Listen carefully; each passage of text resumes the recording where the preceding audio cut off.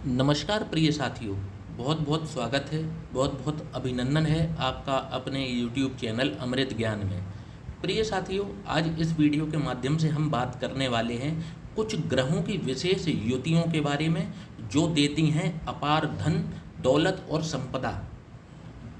साथियों, आपने देखा होगा कि हर इंसान जीवन में खूब धन संपदा कमाना चाहता है, अपने परिवार को सुखी जीवन देना चाहता है, परंतु सभी के लिए ऐसा संभव नहीं हो पाता। लोग दिन रात कड़ी मेहनत करके भी सिर्फ 2 वक्त का खाना ही कमा पाते हैं, जबकि कुछ लोग आपने देखे होंगे जो कम मेहनत में भी ज़्यादा सफल हैं। साथियों, कई बार आपने ऐसा भी देखा होगा कि आपकी पढ़ाई, आपकी शिक्षा बहुत उच्च स्तर की है, आपने उच्च शिक्षा भी ले रखी है, परंतु जो आपसे कम शिक्षित हैं वे आपसे कई गुना आगे हैं जीवन में। साथियों, यहीं से जब हमें ऐसा लगने लगता है कि सामने वाला आपसे कम योग्य होकर भी आपसे ज़्यादा संपन्न है, तो रोल शुरू हो जाता है भाग्य का, ग्रहों का, नक्षत्रों का, जो उनको सपोर्ट कर रही है और आपको जीवन में पीछे ढकेलते जा रही है। जब आप कहेंगे कि ईश्वर जब सभी के लिए एक समान है तो हमारे साथ ही भेदभाव क्यों, तो यहाँ से रोल शुरू होता है प्रारब्ध का। हमारे पूर्व जन्मों में किए गए कर्म, हमारे पाप, हमारे पुण्य। कई बार आपने देखा होगा कि कोई इंसान है जो बहुत सीधा है, बहुत ही परोपकारी है और जीवन में उसको असीम दुख प्राप्त है, उसका जीवन साथी भी उसको अत्यधिक परेशान करता है, तो ये सब उस व्यक्ति के पूर्व के कर्म हैं जो इस जन्म में आकर के उसको दंड दे रहे हैं और वो व्यक्ति दंड भोग रहा है। साथियों, आज हम बात करेंगे कुछ ऐसी ही रोचक युतियों के बारे में जहाँ पर ग्रह युति बना करके बैठे होते हैं और जो जीवन में अपार धन संपदा, बहुवचन में भूमि, भवन और वाहन का सुख दिलाते हैं। प्रिय साथियों, आज हम बात करेंगे मेष लग्न से लेकर के मीन लग्न के जातकों के बारे में। पहले जल्दी से जान लेते हैं कि मेष लग्न से मीन लग्न के जातकों को कौन कौन से ग्रह सपोर्ट करते हैं और कौन कौन से ग्रह इनको पीछे ढकेलने का कार्य करते हैं। साथियों, आइए शुरू करते हैं देर न करते हुए। पहली लग्न जो बनती है वो बनती है मेष लग्न। मेष लग्न में जो अति शुभ ग्रह होते हैं वो होते हैं मंगल, सूर्य, चंद्रमा और गुरु। आप कहीं नोट करके रख लीजिए, क्योंकि अभी मैं जब इस टॉपिक को आगे बढ़ाऊंगा तो इसका काम आएगा। ठीक है। इसके बाद बात करते हैं वृषभ लग्न की। वृषभ लग्न में शुक्र, शनि और बुध, ये तीनों अच्छे ग्रह होते हैं, योग कारक ग्रह होते हैं। और सूर्य जो होते हैं ये सम ग्रह होते हैं, मतलब न्यूट्रल होते हैं। ये बहुत फ़ायदा नहीं करेंगे तो बहुत नुकसान भी नहीं करेंगे। इसके बाद बात करते हैं मिथुन लग्न की। तो मिथुन लग्न में स्वयं बुध, गुरु, शुक्र और शनि, ये 4 ग्रह मिथुन लग्न वालों के लिए शुभ और योग कारक ग्रह होते हैं। इसके बाद बात करते हैं चंद्र की, कर्क लग्न की। कर्क लग्न के स्वामी बनते हैं चंद्रमा। और कर्क लग्न में जो शुभ और योग कारक ग्रह होते हैं ये स्वयं चंद्रमा, सूर्य, मंगल और गुरु, ये कर्क लग्न वालों के लिए विशेष फल प्रदान करने वाले ग्रह होते हैं। अब बात कर लेते हैं सिंह लग्न में। तो सिंह लग्न में सूर्य, मंगल और गुरु, इन सिंह लग्न में ये 3 ग्रह बहुत प्रमुख होते हैं और अच्छे परिणाम देने वाले होते हैं। अब बात कर लेते हैं कन्या लग्न की। तो कन्या लग्न में स्वयं बुध, गुरु, शुक्र और शनि, ये विशेष फल प्रदाता बनते हैं। अब बात कर लेते हैं तुला लग्न की। तो तुला लग्न में स्वयं शुक्र, शनि, बुध ये 3 ग्रह जो होते हैं वो अच्छे परिणाम देने वाले बनते हैं। अब बात कर लेते हैं वृश्चिक लग्न की। तो वृश्चिक लग्न में स्वयं मंगल, गुरु, सूर्य और चंद्रमा, ये 4 ग्रह जो हैं वो वृश्चिक लग्न वालों के लिए अति विशेष फल देने वाले होते हैं। अब बात कर लेते हैं धनु लग्न की। तो धनु लग्न में स्वयं गुरु, बुध, सूर्य और मंगल। तो धनु लग्न वालों के लिए कौन अच्छे हुए? गुरु, बुध, मंगल और सूर्य। अब बात कर लेते हैं मकर लग्न की। तो मकर लग्न के जातकों को शनि, शुक्र और बुध, ये 3 ग्रह जो हैं विशेष फल प्रदान करने वाले होते हैं और मंगल समग्रह होते हैं। कुंभ लग्न में स्वयं शनि, शुक्र और बुध, ये अच्छे ग्रह माने जाते हैं, योग कारक ग्रह होते हैं। अब बात कर लेते हैं मीन लग्न की। तो मीन लग्न में अगेन गुरु, बुध, मंगल और सूर्य, सॉरी सूर्य इसमें मीन लग्न में नहीं है। मीन लग्न में जो योग कारक ग्रह हैं वो हैं गुरु, चंद्रमा, मंगल और बुध। मीन लग्न में ये 4 हैं। फिर से रिपीट कर देता हूँ, गुरु, बुध, चंद्रमा और मंगल, ये 4 ग्रह विशेष फल प्रदाता बनते हैं, योग कारक ग्रह बनते हैं। अब बात कर लेते हैं इन सभी की युतियों के बारे में। साथियों, शुरू करते हैं मेष लग्न से। मेष लग्न में जब भी ये केंद्र और त्रिकोण के स्वामी कहीं पर भी युति बना करके बैठे होंगे तो ये हो गया केंद्र त्रिकोण राजयोग। ये राजयोग जातक को प्रसिद्ध कराने का कार्य करता है, फेमस कराने का कार्य करता है। ये यहाँ पर जैसे मंगल हैं, यहाँ के सूर्य बने स्वामी, और इनकी युति इन केंद्र के किसी भाव में हो या पंचम भाव में हो या नवम भाव में हो, ये व्यक्ति को फेमस कराते हैं, सेलिब्रिटी बनने का राजयोग प्रदान करते हैं और व्यक्ति को अपार धन संपदा से परिपूर्ण रखते हैं जीवन भर। पहली युति हो गई। अब बात करते हैं दूसरी युति के बारे में। जब भी मेष लग्न वालों में सूर्य और गुरु आपस में राशि परिवर्तन कर लें, जैसे गुरु की राशि बनती है ये वाली भाग्य भाव में, भाग्य भाव के स्वामी आकर के पंचम में बैठ जाएं और पंचम के स्वामी आकर के नवम में बैठ जाएं, या फिर पंचम के स्वामी पंचम में ही बने रहें, जैसे सूर्य यहीं पर बने रहें, गुरु उठकर आकर के यहाँ पर युति बना करके बैठ जाएं, तो ये विशेष युति है। जीवन में जातक को मतलब मिलेनियर बनाने, मल्टी मिलेनियर बनाने की ताकत रखती है। जातक के पास बहुत पैसा होता है, बहुवचन में प्रॉपर्टीज होती हैं ऐसे व्यक्ति के पास। अच्छा, तीसरी युति बता देता हूँ कि जब भी भाग्येश यहाँ पर पे आकर के स्थित हो जाए, लग्न पर आकर के, ऐसा व्यक्ति का भाग्य जो है वो व्यक्ति को आगे से आगे काम करता है। मतलब ऐसे व्यक्ति को लाइफ में ऐसी अपॉर्चुनिटीज़ मिलती हैं, स्वतः ही अपने आप ही उसको अपॉर्चुनिटीज़ मिलना शुरू होती हैं कि वो व्यक्ति जो है वो आगे बढ़ता ही चला जाता है। जब भी भाग्येश जो है लग्न से संबंध बना ले, ऐसे व्यक्ति का भाग्य बहुत प्रबल होता है। जब भी भाग्य का स्वामी धन भाव में बैठ जाए जाकर के, तो ऐसे व्यक्ति भी जो हैं उनको भाग्य के द्वारा धन की प्राप्ति प्रचुर मात्रा में होती रहती है। जब भी भाग्य का स्वामी धन में बैठ जाए, धन का स्वामी आकर के भाग्य में बैठ जाए, ये बहुत ही विशेष युति है और जातक को जीवन में बहुत धन देने वाली बनती है। अब बात कर लेते हैं धन भाव की और लाभ भाव की। जब भी धन का स्वामी लाभ स्थान पर और लाभ स्थान का स्वामी धन स्थान पर, या इन दोनों के स्वामी युति बना करके यहाँ यहाँ यहाँ यहाँ यहाँ और यहाँ बैठ जाएं, बहुत ज़्यादा मात्रा में व्यक्ति के पास धन होता है। मतलब आप कल्पना भी नहीं कर सकते, इतना धन व्यक्ति के पास ये युतियाँ दे देती हैं। अच्छा, एक चीज़ मैं बताना चाहूँगा कि एक वीडियो में पूरी ज्योतिष को कवर करना असंभव बात होती है, ठीक है? तो सारी बातें यहाँ पर बताई नहीं जा सकती। ग्रहों की राशियाँ और ग्रहों की डिग्री का बल, ये भी बहुत महत्वपूर्ण होता है।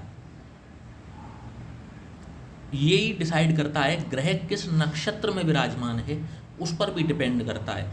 पता चला कि आपको ग्रह तो अच्छी राशि में दिखाई पड़ रहा है परंतु विरोधी नक्षत्र में है, तो फिर वहाँ पर जो है वो उतने अच्छे फल नहीं देगा।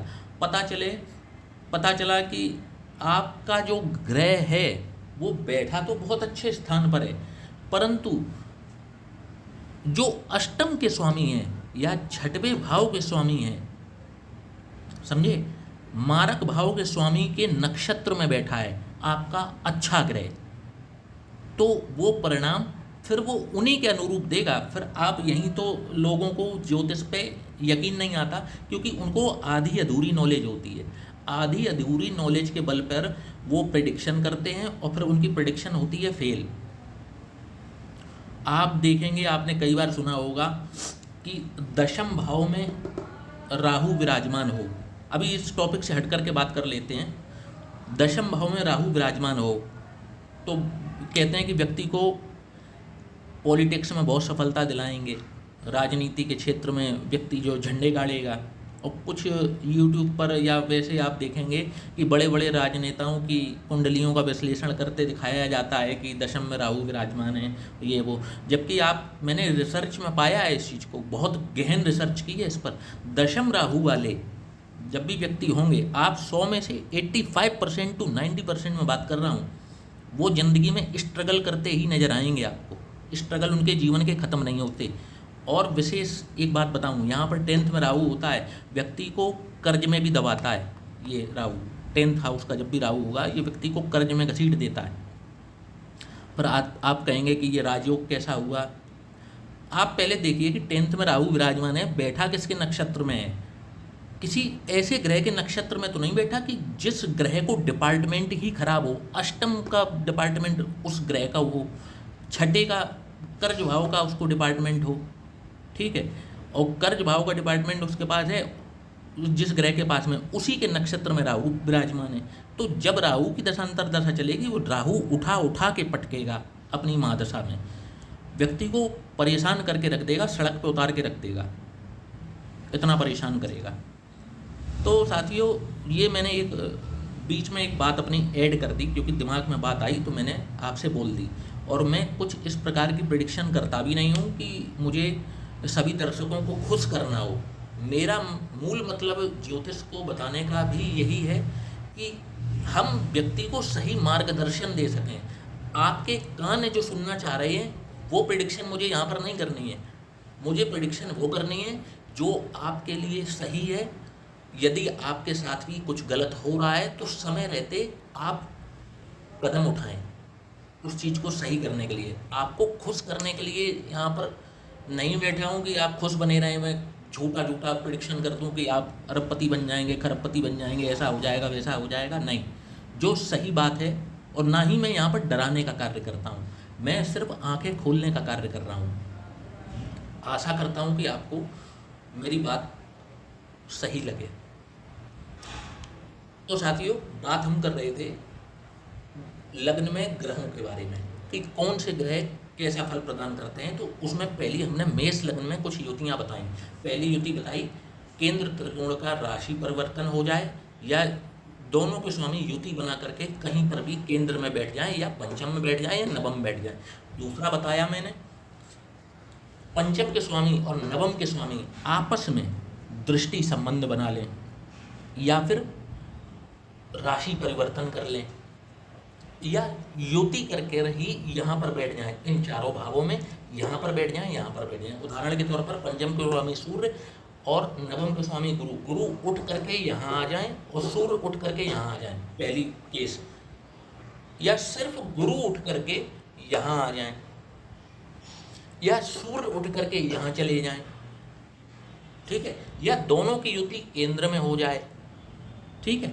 तो ये राजयोग प्रदान करने वाली है। आपका जन्म ही ऐसे घर में होगा कि जहाँ पर या तो पहले से धन संपन्न है या जीवन में आपको ऐसी अपॉर्चुनिटीज़ मिल जाएंगी जो आपको पैसा कमाने में बहुत ही कारगर सिद्ध होंगी और आप गरीबी मतलब आपके पास भटकेगी भी नहीं। अगर ये युतियाँ आपके पास हैं, जीवन में एक समय ऐसा जरूर आएगा कि आपको एक VIP की श्रेणी में आप जरूर आ जाएंगे, ठीक है।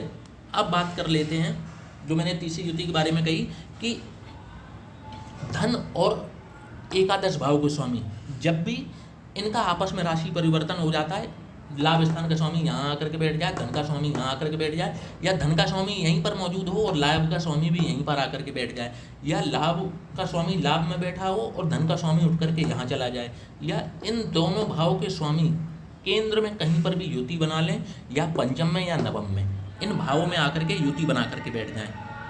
ठीक है।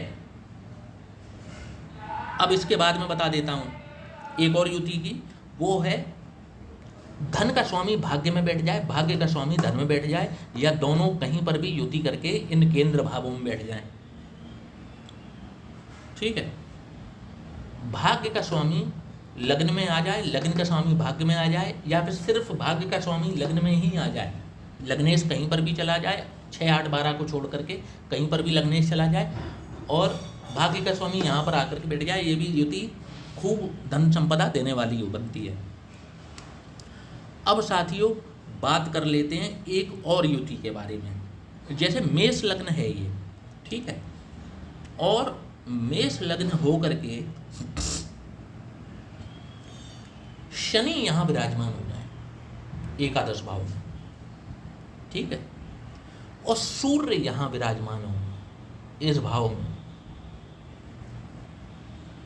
ठीक, सूर्य यहाँ पर विराजमान है और शनि यहाँ पर विराजमान है, दोनों का दृष्टि संबंध बन गया आपस में। ये युति भी अपार धन देने वाली है व्यक्ति को, मतलब व्यक्ति रंग भी होगा ना, बिल्कुल रोडपति भी होगा ना, तो करोड़पति अरबपति जरूर बनेगा ऐसा व्यक्ति, जब भी इन दोनों भाव के स्वामी का एक दूसरे से दृष्टि संबंध बनता है। तो साथियों ये बात मैंने की मेष लग्न के बारे में। अब बात कर लेते हैं एक लग्न की ओर करेंगे, इसके बाद आप स्वतः ही समझ जाएंगे कि फॉर्मूला आखिर है क्या। साथियों अब बात कर लेते हैं एक और लग्न की। जैसे वृषभ लग्न आपकी बनती है, 2 नंबर से शुरुआत होती है। तो अब वृषभ लग्न में योग कारक ग्रह मैंने जो अभी इस वीडियो के शुरुआत में बताए थे, हर लग्न के योग कारक ग्रह बताए थे, तो उसी में वृषभ लग्न में मैंने बताया था शुक्र इसमें योग कारक ग्रह होते हैं, बुध इसमें योग कारक ग्रह होते हैं, शनि इसमें योग कारक ग्रह होते हैं, और सूर्य समभाव पर होते हैं।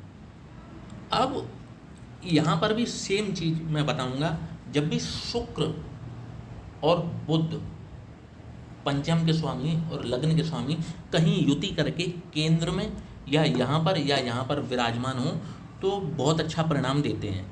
ये यहाँ पर भी बहुत अच्छा परिणाम देंगे, क्योंकि लग्नेश और यहाँ पर बुध अपनी स्वराशि के हो जाएंगे और लग्नेश यहाँ पर जाएंगे, तो धन भाव में भी ये युति बहुत विशेष फल देती है, बहुत ज़्यादा मात्रा में धन देने का कार्य करती है। पहली युति ये हो गई, ठीक है। इसके बाद में दूसरी युति की बात करेंगे, शनि और बुध आपस में राशि परिवर्तन कर लें, ये महाराज योग है, बहुत ही कम देखने को मिलता है, परंतु जब इस राजयोग का निर्माण होता है और शनि की दशा लग जाए, एक बार महादशा लग जाए, या बुध की महादशा जीवन में एक बार लग जाए, तो आप मान करके चलिए कि व्यक्ति जो है वो अरबपति बनेगा। ऐसा व्यक्ति अरबपति बनेगा यदि बस छोटा सा पॉइंट है, डिग्री वाइज बल होना चाहिए। ये युति जो है वो बहुत ही जबरदस्त युति है शनि और बुध की वृषभ लग्न में। शनि और बुध, शनि यहाँ आकर के बैठ जाए, बुध यहाँ आकर के बैठ जाए, दोनों, या बुध यहाँ आकर के बैठ जाए, शनि पहले से यहाँ विराजमान हो, या शनि यहाँ आकर के बैठ जाए और बुध भी यहीं पर विराजमान हो, या दोनों की युति केंद्र भाव में कहीं पर भी हो जाए, मानकर चलिए ये महाराजयोग जीवन में घटित अवश्य होगा। और शनि की महादशा लग जाए, बस शनि या बुध की महादशा लग जाए, फिर आप देखिए कि ये व्यक्ति जो है वो रॉकेट की स्पीड से ऊपर बढ़ता है जीवन में। इसका जो भाग्य है वो इसका चमकने से कोई रोक नहीं सकता, अगर ये युति है, मैं डंके की चोट पे कहता हूँ। इसके बाद में धन और एकादश के स्वामी ये केंद्र में कहीं युति बनाएं, ये केंद्र में कहीं युति बना लें, या फिर पंचम में या फिर नवम में यहाँ युति बनाएं। आपस में राशि परिवर्तन का यहाँ पर योग बहुत अच्छा देखा नहीं जाता, लेकिन केंद्र में इनकी युति और पंचम और नवम में ये बहुत अच्छी युति देखी गई है इनकी। अब बात कर लेते हैं भाग्य का स्वामी जो है शनि और जो लग्न का स्वामी शुक्र, ये आपस में राशि परिवर्तन कर लें तो व्यक्ति को भाग्य से बहुत बड़ी धन संपदा हाथ में लगती है जीवन में।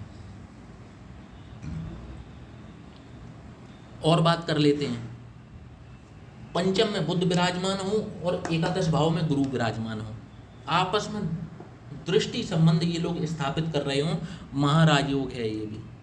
जब पंचम के स्वामी और एकादश भाव के स्वामी अपने अपने भाव में बैठ करके एक दूसरे से दृष्टि संबंध बना रहे हों तो ये राजयोग है।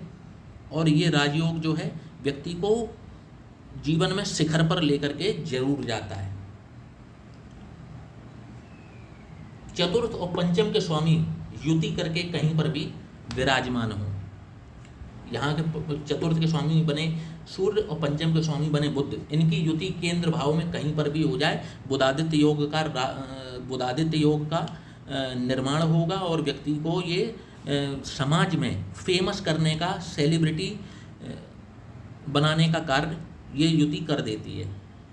तो साथियों, इसी प्रकार से मैं अकॉर्डिंगली बात करनी है कि आपकी लग्न कोई भी हो। ये मैंने उदाहरण के तौर पर आपको 2 लग्नों के बारे में बताया। अब मैं बता देता हूँ आपकी लग्न कोई भी हो सकती है। आपको देखना केवल ये है कि लग्न और पंचम के जो स्वामी हैं इनकी आपके ऊपर दशा लग जाए एक बार को, और इनकी पोजीशन जो है वो भी थोड़ी सी अच्छी होनी चाहिए, 6, 8 और 12 में नहीं होनी चाहिए। आप देखेंगे कि आपको इस महादशा में सफलता मिलना शुरू हो जाती है जब भी लग्न के स्वामी की दशा लगती है, पंचम के स्वामी की दशा लगती है, नवम भाव के स्वामी की दशा लगती है। आपको जीवन में ये बहुत स्पीड से उठाने का कार्य ये दशाएं करती हैं। आप अब एक चीज़ है देखिए समझने वाली कि आपको ये युतियाँ तो हैं जीवन में, परंतु आपके ऊपर महादशा गलत चल रही है। जैसे कि वृषभ लग्न है और वृषभ लग्न में मंगल जो है ये मार्ग ग्रह हो जाते हैं। मार्ग ग्रह मतलब ये पीछे ढकेलने का ही कार्य करेंगे आपके लिए, ठीक है। और फिर क्या हुआ कि दशा इनकी चल रही है अभी, तो व्यक्ति इतना ऊंचा उठते नहीं दिखेगा, लेकिन जब ये दशा ओवर हो जाएगी या आप इस ग्रह की शांति करा लेंगे, जैसे किसी खराब ग्रह की दशा चल रही है आपके ऊपर और आप उसकी शांति करा लेते हैं तो आपको अच्छे फल मिलना शुरू हो जाते हैं, ठीक है। तो जब भी अच्छी महादशाएं आएंगी इनके ऊपर ये तरक्की करेंगे, और जब तक इनके ऊपर खराब महादशाएं चल रही हैं तो इनको उन खराब ग्रहों की शांति अवश्य जीवन में समय रहते करा लेनी चाहिए। एक अच्छे योग्य ज्योतिष से आपको परामर्श जीवन के सही समय पर लेनी चाहिए। यदि आप देख रहे हैं कि आपकी उम्र 22 साल है, 24 साल है, 25 साल है और उस उम्र में आप कुछ कर नहीं पा रहे, ना ही आपने क्वालिफिकेशन अच्छी ले पाई है, ना आपकी अच्छी नौकरी है, तो आप कहीं ना कहीं अपने उसी समय अगर आप कुंडली के विश्लेषण पे जाते हैं तो आपको चीज़ें पता लगेंगी कि आपकी दिक्कतें हैं कहाँ। अब आपकी आयु ही 60 वर्ष हो जाए, 55 वर्ष हो जाए, उसके बाद आप किसी ज्योतिष पर जाते हैं तो अब आपका अच्छी महादशाएं आने पर भी आपका क्या होगा, आपके लग्न का बल धीमे धीमे कम हो रहा है, तो आप फिर उस राजयोग को नहीं भोग पाएंगे। राजयोग भोगने के लिए भी आपके लग्न में बल होना चाहिए। अब आप अपनी किसी ऐसी आयु पर पहुंच चुके हैं जहां आप कार्य नहीं करते, तो आपके में राजयोग क्या महाराजयोग भी बनेंगे तब भी आपको वो उतना ही फल देने में सक्षम नहीं होंगे।